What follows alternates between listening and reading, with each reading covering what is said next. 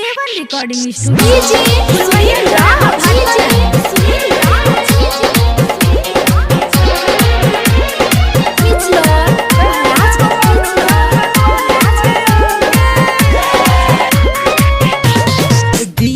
कलशवा ले आइला हो पनावा के पतावा भुलैला हो दियावा कलशवा ले आइला हो पनावा के पतावा भुलैला हो कसहिली से पहाड़ी हो सैया लैला मैया जी के साड़ी हो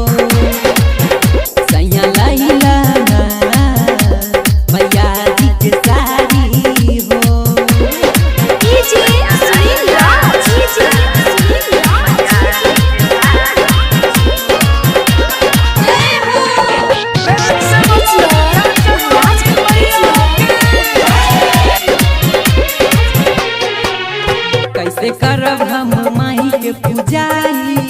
कौना भीड़ में तू गईला भुलाई मोरा सपना के करब अधूरा अब केकरा से भेज के मनाई कैसे करब हम माही के पूजाई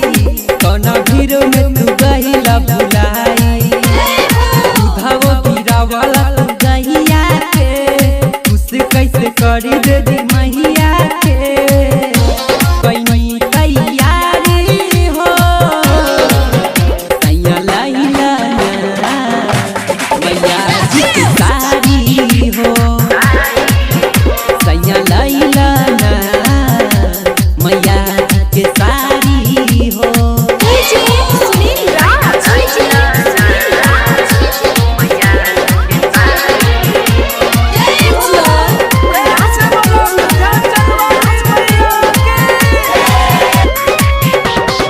जल से हमनी पुनी दुआर हो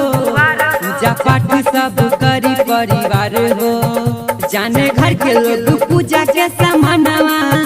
सब ले ले बानी हम सही हार हो गंगा जल से हमनी पुनी दुआर हो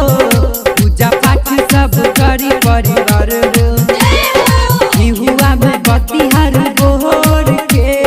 नवा दिन जरत ही छोड़ के दिला भारी हो सैया लैला मैया जी के साड़ी हो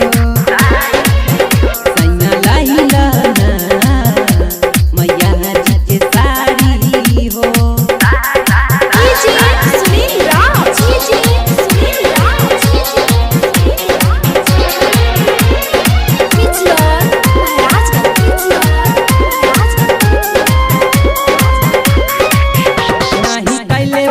फल के बजरिया